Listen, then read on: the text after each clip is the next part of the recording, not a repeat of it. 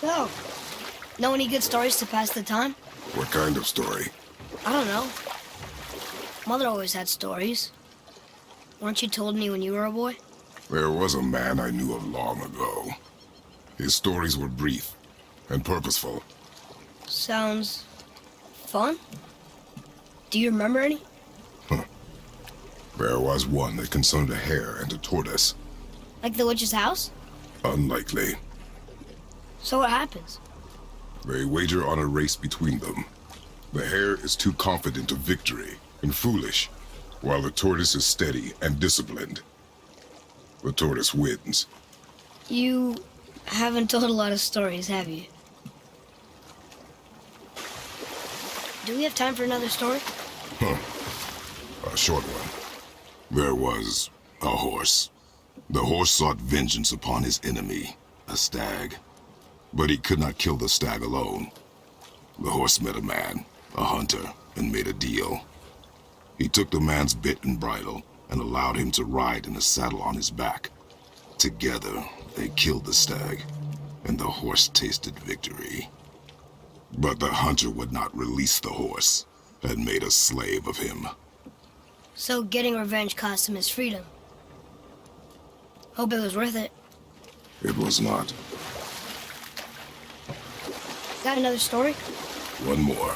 There was a tale of a frog. His pond had dried up, so the frog and his son left to find a new home.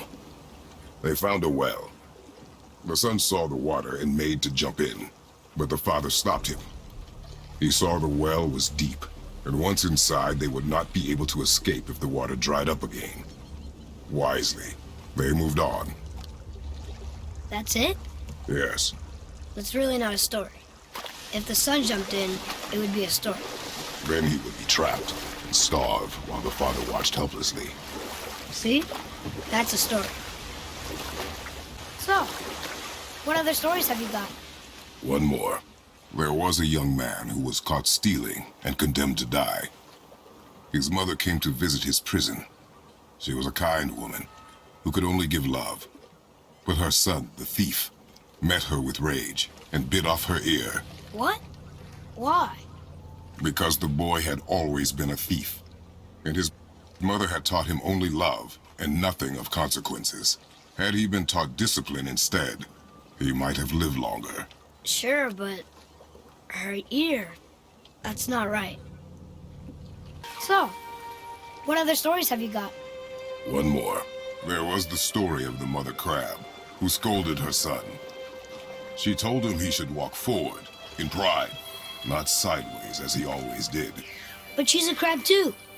He should say, sure, I'll look forward as soon as you show me how. Yes, he did say that. That was the story. I got it. You're dead? You're very perceptive. Got another story? Very well. There is a tale about a woodsman. He asked the trees of the forest for a branch to make a handle for his axe.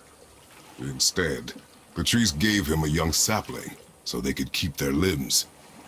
The woodsman made his axe, and then he returned and chopped down the oldest trees in the forest. Just because trees are old doesn't mean they're smart. Father, do you ever know anyone else who heard voices? I knew desperate men at sea who, when our supplies ran dry, would quench their thirst by drinking seawater. They swore the sirens, evil creatures singing to them from nearby islands, were in fact their wives and daughters calling them home. They endangered the crew, steering us toward the reefs. How did you fix them? We threw them overboard. Oh. Well, good thing I didn't drink any seawater. Right? Yes, it is. Got another story? Very well. There was once a scorpion who wished to travel to the other side of a river. Why? If you continue to interrupt, I will end the story. Okay. The scorpion asked the frog for help. He told the frog that if he gave him a ride across the river on his back, he would be rewarded. The frog protested, fearing the scorpion would sting him. The scorpion assured the frog that he would not sting him, or they would both drown in the river. The frog agreed. But halfway across the river, the scorpion stung him. The frog was mortally wounded, and they both sunk to the bottom of the river and perished. That's sad. Why would the scorpion do that? He was a scorpion. It is his nature to do harm. Oh. That's just what Mom used to say about the gods. Your mother always spoke the truth. Roy, do you remember which is port and which is starboard? Oh, I think so. Port is left, and starboard is right. Right? Not your right. Where the boat faces, port is left, and starboard Starboard is right. Right. I knew that. I did. Come and face me, God of Thunder! Your challenges mean nothing to the gods, Spirit. They do not listen. Do not mock my pursuit of vengeance. Though my family devoted their lives to worshipping Thor, I've devoted mine to his downfall. And I will start with that statue looming over my father's grave. Unlikely. You are dead. Is there something we can do? For a reward, of course. If you bring down the statue, you have my blessing to loot my father's grave. He rests on an island to the east. Why do you hate Thor so much? After my father passed, my mother built the statue to watch over his grave.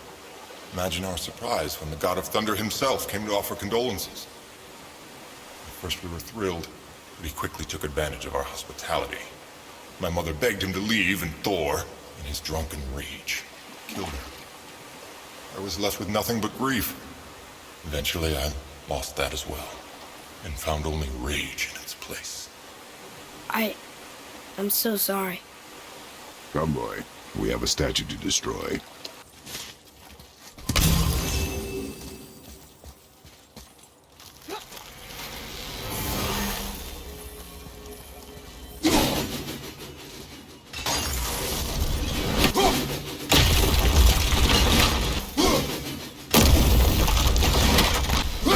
Take that, Thor!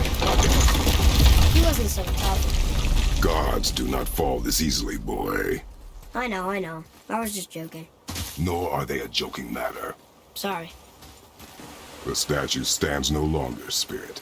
Then my bond to this realm is severed, and I am off to find the real God of Thunder. He will know retribution.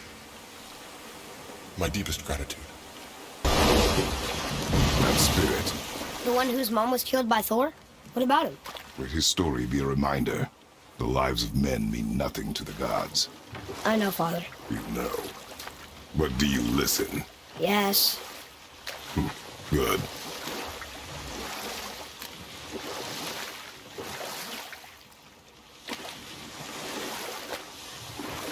Starboard.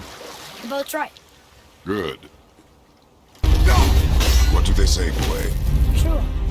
It means to believe or to have faith in. So they still have faith in their king? Even after he got so many of them killed? It is a command to have faith despite his failures. Sir.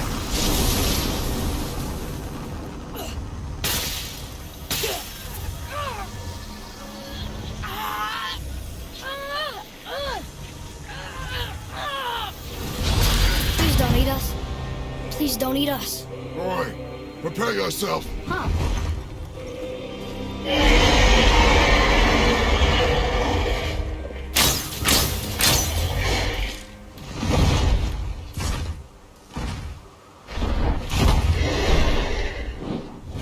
You're welcome.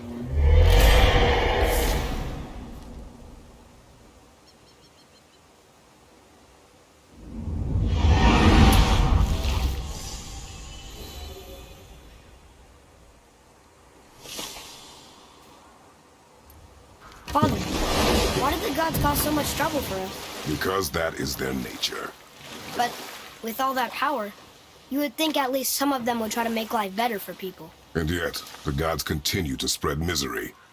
This is life, boy.